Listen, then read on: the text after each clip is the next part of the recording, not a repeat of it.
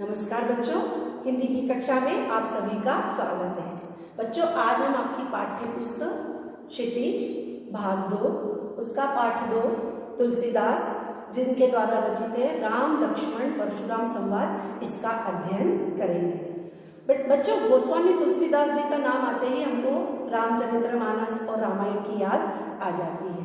तो इसमें भी गोस्वामी तुलसीदास जी ने ये जो चौपाइयाँ जो दी है, इसमें जब माता सीता का स्वयंवर हुआ था उस समय भगवान श्री रामचंद्र जी धनुष को तोड़ते हैं और जब वो धनुष टूटता है तो पूरे सभा में हाहाकार मच जाता है कि इसने धनुष किसने तोड़ा, और वो वास्तविक धनुष होता है परशुराम जी का। और जैसे ही उनको ये पता चलता है कि इस धनुष को तोड़ने की किसने जरूरत की, तो वो सभा में आते हैं, क्रोधित होते। तो उस समय का इसमें वर्णन किया गया है। तो रामचरितमानस के बाल कांड से इसको लिया गया है। तो सर्वप्रथम हम विषय अध्ययन करेंगे गोस्वामी तुलसीदास द्वारा रचित राम लक्ष्मण परशुराम संवाद।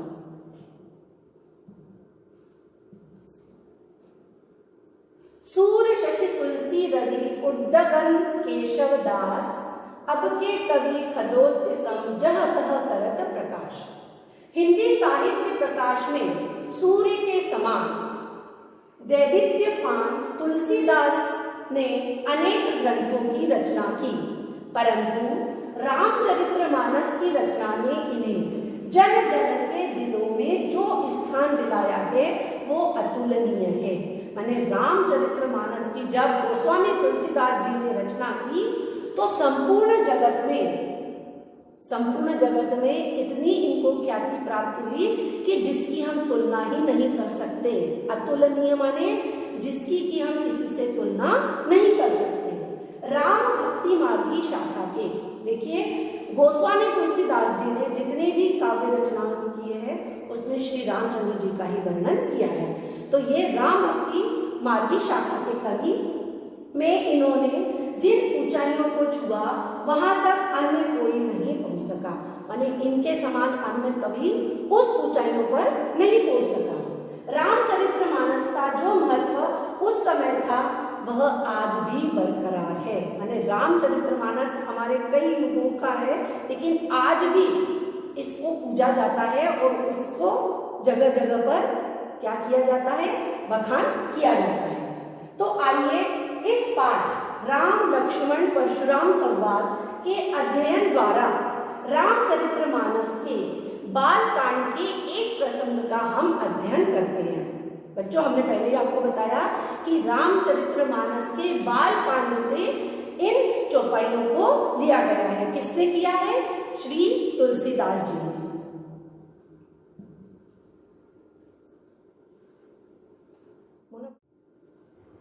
हाँ, तो बच्चों तुलसीदास जी के बारे में थोड़ा सा हम अध्ययन करेंगे।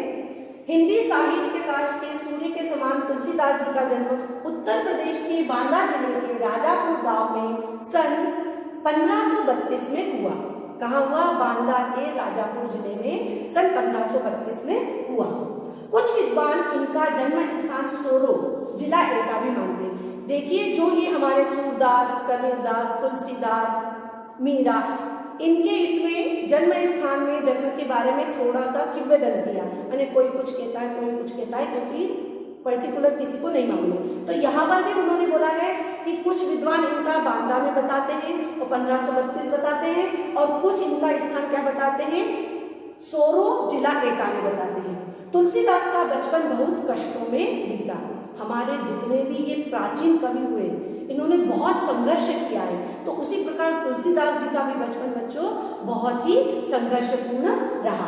उन्हें माता पिता से बिछड़कर अकेले जीवन बिताना पड़ा।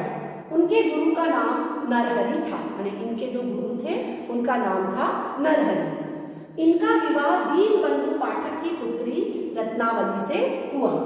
उन्हीं की प्रेरणा से, किसकी प्रेरणा से? अपनी पत्नी की प्रेरणा से ही गोस्वामी तुलसीदास भगवान की भक्ति में लगे और राम भक्ति शाखा के वे प्रख्यात कवि माने गए।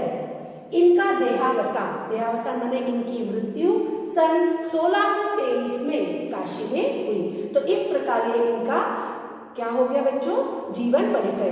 अब हम आपको इसका सारांश समझाते हैं पूरा राम लक्ष्मण संवाद का। हाँ तो बच्चों इसका सारांश समझिए। राम लक्ष्मण परशुराम संवाद तुलसीदास जी द्वारा रचित है और किससे अवतरित है? रामचरितमानस से इसको लिया गया है। इस प्रसंग में सीता स्वयंवर बेटा आपने रामायण देखिए, रामचरितमानस देखिए, सीता स्वयंवर बहुत ही अच्छा प्रसंग है। तो यहाँ जो वर्णन किया गया है तो सीता स्वयंवर में राम द्वारा शिव धनुष तोड़ने पर परशुराम के क्रोध और लक्ष्मण द्वारा उनको प्रत्युत्तर माने जैसे उन्होंने परशुराम जी ने बोला तो उसका जवाब तुरंत लक्ष्मण ने दिया। तो उन दोनों के संवाद का इस प्रसंग में वर्णन किया गया है। परशुराम अपने गुरु शिव का धनुष टूटने पर आग बबूला हो जाते। हमने पहले ही आपको बताया है, जैसे ही श्री रामचंद्र जी उस धनुष की प्रत्यंचा चढ़ाते हैं और तुरंत ही वो टूट जाता है। और जैसे ही वो धनुष टूटता है तो परशुराम क्रोधित होकर उस सभा में पधारते हैं और पूछते हैं इस धनुष को तोड़ने की किसने जरूरत की। अब आगे आग बबूला होकर जैसे वे प्रवेश करते हैं और कहते हैं तो बड़े ही विनम्रता से दयालुता से बिल्कुल प्यार भरे शब्दों में श्री रामचंद्र जी मीठे वचन बोलकर उनको शांत करते हुए स्वयं को उनका दास कहते हैं। देखिए श्री रामचंद्र जी में कितनी महानता थी कि इतने बड़े होने के बाद भी उन्होंने स्वयं को परशुराम जी का क्या बोला? दास बोला। तो बहुत ही शांत स्वर में बोलते हैं कि जिसने भी यह धनुष तोड़ा है वो कोई साधारण ही व्यक्ति है और वो आपका कौन होगा? एक दास ही होगा। परंतु परशुराम का क्रोध और भी बढ़ता जाता है। तब लक्ष्मण उन पर व्यंग करते हुए कहते हैं, व्यंग माने कटाक्ष करते हुए कहते हैं कि हे मुनिवर, बचपन में तो हमने ऐसे कई धनुष तोड़े हैं और इस धनुष को टूटने पर आप इतना क्रोधित क्यों हो रहे हैं? ऐसा इस धनुष में क्या है जो आप इतना क्रोधित हो रहे हैं? यह सुनकर परशुराम लक्ष्मण का वध करने का संकल्प लेते हैं, वध करने का, उनको मारने का संकल्प करते हैं। परंतु लक्ष्मण कहते हैं हमारी नजर में तो सभी धनुष बराबर है, चाहे ये धनुष हो चाहे और धनुष हो, और बचपन में तो हमने ऐसे कितने धनुष तोड़े हैं, लेकिन इस धनुष में ऐसा क्या है कि जैसे ही टूटा और आप इतने क्रोधित हो रहे हैं। धनुष तो अत्यंत जीर्ण था। लक्ष्मण कहते जीर्ण माने बिल्कुल ही तकलादू था, उसमें कुछ ऐसे प्राणी नहीं थे। जीर्ण माने जिसमें जान ही नहीं थी। राम के छूने भर से, यानी लक्ष्मण कहते हैं राम जी के छूने से ही, भ्राताश्री के छूने से ही वो धनुष टूट गया, इसलिए आप क्रोध न करें। इस पर परशुराम अपने क्रोधी स्वभाव की डींगे हाँकने लगे। आपको तो मालूम है परशुराम जी थे वो बहुत क्रोधी थे, क्षत्रिय कुल के विनाशक थे, बाल ब्रह्मचारी थे और शूरवीर थे। शूरवीर तो थे लेकिन उनमें अपना स्वयं की प्रशंसा करना, माने अपने मुख से अपना बखान करना, यह उनकी सबसे बड़ी क्या थी? विशेषता थी। तो क्रोधी स्वभाव की डींगे मारने लगे और स्वयं को क्षत्रिय कुल का द्रोही बोलने लगे। आगे क्या कहते हैं? अपने फरसे की प्रचंडता बताने लगे। उनके हाथ में एक फरसा रहता है, वो उसको बार बार ऐसा सामने दिखाते हुए कहते हैं और बोले मैंने ही सहस्त्रबाहु का वध किया है। सहस्त्रबाहु एक राजा था, इसकी भी कहानी एक बहुत बड़ी है। सहस्त्रबाहु जो राजा था उन्होंने क्या किया था? इनके पिता का वध कर दिया था। किसके? परशुराम जी के। जमदग्नि का क्या कर दिया था? वध कर दिया था। तो इसी से क्रोधित होकर उन्होंने सहस्त्रबाहु जो राजा था उसकी दोनों भुजाओं को काट दिया था। इसलिए वो बार बार क्या कहते हैं कि मैंने सहस्त्रबाहु का वध कर दिया है, इसलिए मुझे मेरे फरसे से डरना चाहिए। इसलिए तुझे, इससे लक्ष्मण से कहते हैं, इसलिए तुम्हें ये फरसा मैं दिखा रहा हूं, तुमको इससे डरना है। तब लक्ष्मण ने कटाक्ष करते हुए कहा, कटाक्ष मैंने तुरंत जवाब दिया, आप फूंक से पहाड़ उड़ाना चाहते हैं। मैंने कटाक्ष मैंने व्यंग किया। क्यों व्यंग किया? वो बार बार अपना फरसा दिखा रहे थे। तो लक्ष्मण कहते हैं आप भी हमें कोई साधारण बालक मत समझिए, माने हम कोई छुई मुई के पौधे हैं कि आप हमको उंगली दिखाओगे और हम मुरझा जाएंगे। ऐसे हम भी बालक नहीं है, हम भी सूर्यवंशी बालक हैं। मैं कोई छुई मुई का पौधा नहीं हूँ। देखिए लक्ष्मण क्या कहते हैं, मैं कोई छुई मुई का पौधा नहीं हूँ कि आप मुझे उंगली दिखाओगे और मैं मुरझा जाऊंगा। मैं भी क्षत्रिय कुल का, सूर्यवंशी कुल का राजकुमार हूँ। मैं भी आपका जनेऊ देखकर, बच्चों हमारे भारतीय संस्कार में एक उपनयन संस्कार होता है जिसमें एक विधि की जाती है और बालक को ब्राह्मण बनाया जाता है। तो उसी प्रकार जो परशुराम थे वो भी ब्राह्मण थे और उनके कंधे पर जनेऊ था। जनेऊ में 5 धागों का बना हुआ एक जनेऊ होता है जो धारण किया जाता है, लेकिन उसकी भी विधि पूर्वक किया जाता है। तो लक्ष्मण यही कहते हैं कि मैंने आपको जनेऊ धारण किया हुआ एक ब्राह्मण समझ रहा हूं, इसलिए मैं आपको कुछ बोल नहीं रहा हूं। और हमारे कुल की यह परंपरा है कि देवता, ब्राह्मण, भक्त और गाय पर हथियार नहीं उठाया जाता। मैं भी आपसे लड़ाई कर सकता हूँ, युद्ध कर सकता हूँ, लेकिन हमारे कुल की मर्यादा है कि गाय, ब्राह्मण, जनेऊधारी इस पर वार नहीं किया जाता। आप तो बेकार ही फरसा उठाए हुए हैं। मैंने लक्ष्मण इतना होने के बाद भी बहुत व्यंग्य स्वर से उनसे बात कर रहे थे। आपके तो वचन ही करोड़ों फरसों से अधिक कठोर है। माने आप इस प्रकार की भाषा का प्रयोग कर रहे हैं कि आप भले ही फरसा न उठाए, लेकिन आपकी वाणी बिल्कुल कैसी, वृक्ष के समान कठोर है, पत्थर के समान कठोर है। लक्ष्मण के व्यंग वचन सुनकर देखिए, जहां राम बिल्कुल शीतलता से उनसे बात करते हैं और लक्ष्मण व्यंग माने अब देखिए कोई व्यक्ति क्रोधित हो और आप उसको थोड़ा सा पिंच करोगे तो व्यक्ति और क्या हो जाएगा, क्रोधित हो जाएगा। तो लक्ष्मण कटाक्ष करते जा रहे थे और उनका क्रोध, परशुराम जी का क्रोध और बढ़ता जा रहा था। अब बड़े व्यंग सर से बोलते हैं, क्या बोलते हैं कि आपकी जो वाणी है वो वृक्ष के समान कठोर है। लक्ष्मण के व्यंग वचन सुनकर विश्वामित्र, अब विश्वामित्र कौन है बच्चों आपको मालूम होगा, विश्वामित्र राम, लक्ष्मण, भरत और शत्रुघ्न के गुरु थे। तो जब सीता स्वयंवर हुआ था तो गुरु ही, देखिए माता पिता कोई नहीं गए थे, कौन गया था, गुरु गए थे और चारों पुत्रों को लेकर वहां पर गए थे।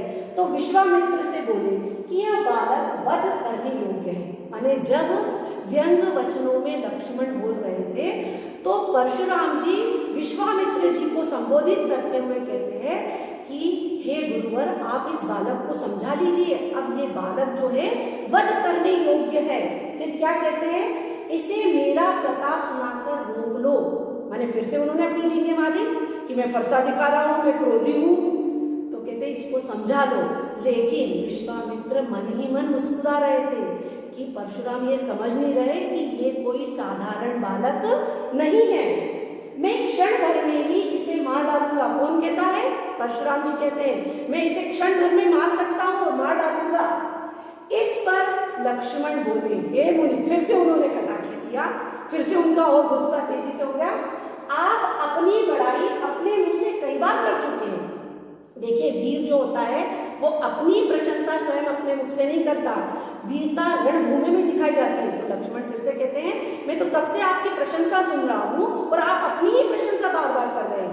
वीर मनुष्य कभी भी अपनी प्रशंसा अपने मुख से नहीं करते, परंतु सच्चे वीर अपनी बड़ाई करने की बजाय युद्ध के मैदान में अपनी वीरता का बखान और अपनी वीरता को दिखाते। ये कौन कहता है, लक्ष्मण। किससे कहता है, परशुराम जी से। आगे क्या कहते हैं, इस पर परशुराम फिर बोले, क्या बोले, हे विश्वामित्र, अब तो यह बालक सचमुच वध करने योग्य है। माने अब वो बहुत ज्यादा क्रोधित हो गए, अब तो उन्होंने फरसा उठा लिया और कहने लगा अब तो ये इसको मैं क्या कर दूंगा, वध कर दूंगा, मैंने इसकी हत्या कर दूंगा।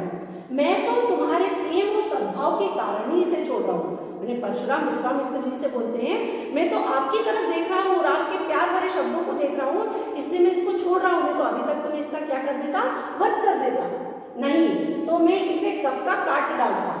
विश्वामित्र मन ही मन हंसने लगे। मैंने आपको पहले ही बताया जब परशुराम और लक्ष्मण के जब आपस में बातें चल रही थी तो विश्वामित्र मन ही मन हंस रहे थे, क्योंकि उनको ये लग रहा था कि परशुराम इन बालकों को नहीं समझ पा रहे कि आखिर में ये बालक कौन है। तो वो मन ही मन मुस्कुराने लगे, हंसने लगे। क्या कहने लगे, परशुराम को तो हरा ही हरा सूझ रहा है। हरा ही हरा माने उनको कुछ समझ में ही नहीं आ रहा है। लक्ष्मण ने फिर व्यंग किया। अब देखिए इधर उन दोनों का वार्तालाप चले, लक्ष्मण ने फिर से व्यंग किया। क्या किया, आपने अपनी माँ का वध करके माता पिता का ऋण चुकाया है। किसने, परशुराम जी ने। अब मुझे मारकर, माने अभी तो पहले तुमने आपने मार करके अपना एक ऋण चुका लिया, अब आप मुझे मारकर अपने गुरु ऋण से मुक्त होना चाहते हैं। तो यदि आप पर कोई कर्ज हो तो आप बताइए, थैली खोलिए, मैं आपको पूरा क्या दे दूंगा, पैसे दे दूंगा, आपकी झोली भर दूंगा। ये कौन कहता है, किससे? परशुराम जी से। और आप गुरु ऋण चुकाना चाहते हैं, जल्दी से किसी हिसाब करने वाले को बुला लीजिए, माने कोई खाता वही खाता वाला होगा, उसको बुला लो, मैं पूरा आपका ऋण मुक्त आपको कर दूंगा, मैं अपनी थैली खोलकर ब्याज सहित लौटा दूंगा। माने लक्ष्मण क्या कहते हैं, मैं आपको मुद्दत भी दूंगा और साथ में क्या दे दूंगा, ब्याज भी दे दूंगा। यह सुनते ही कौन? परशुराम ने जैसे ही ये बात सुनी, फरसा सीधा कर लिया। लक्ष्मण ने उन्हें अपना घर में ही वीर है कहकर चिढ़ाया। माने अब लक्ष्मण ने क्या किया, अपनी वीरता का बखान तुम अपने ही घर में कर रहे हो। तो ये शब्द सुनकर वो और भी ज्यादा क्रोधित हो गए। तब राम ने, अब देखिए ये सब वार्तालाप चल रहा था, लेकिन उस समय यदि बड़े भाई ने अपनी आंखों से भी थोड़ा सा तनिक इशारा कर दिया तो लक्ष्मण का क्या गुस्सा बिल्कुल शांत हो गया। तब अब देखिए आगे क्या है, तब राम ने नयनों के संकेत से, माने अपनी आंखों से, अपनी आंखों के हाव भाव से लक्ष्मण की ओर इशारा किया और लक्ष्मण को रोक दिया और परशुराम के क्रोध को बुझाते हुए मीठे वचन कहने लगे। माने जो आग जल रही थी और लक्ष्मण उसमें क्या कर रहे थे, तेल और घी का काम कर रहे थे, और वो आग क्या हो रही थी, बढ़ रही थी। लेकिन श्री रामचंद्र जी ने अपने मीठे वचनों से उस बढ़ती हुई अग्नि को, जल रूपी मीठे वचनों से उसको शांत कर दिया। किसको? परशुराम जी को। तो इस प्रकार जब परशुराम जी क्रोधित हो गए तो श्री रामचंद्र जी ने अपने मीठे वचनों से परशुराम जी को शांत किया और सभा से उनको अलग किया। तो इस प्रकार ये बेटा इस पाठ का सारांश था। अगली कक्षा में हम आपको सभी चौपाइयों का भावार्थ और संदर्भ प्रसंग सहित व्याख्या समझाएंगे। आशा करती हूँ आप इतना समझ गए होंगे। धन्यवाद।